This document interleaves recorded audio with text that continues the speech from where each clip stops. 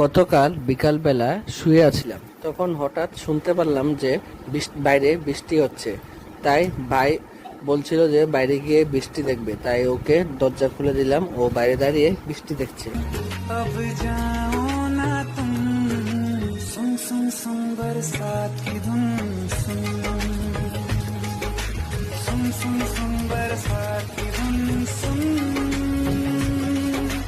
दिल में यही एक गम रहता है। তারপর হঠাৎ মনে পড়লো যে আমাদের সামনের রাস্তাতে তো জল উঠে। তো গিয়ে দেখলাম যে জল উঠেছে কিনা, গিয়ে তো দেখি যে জল উঠে গেছে রাস্তাতে।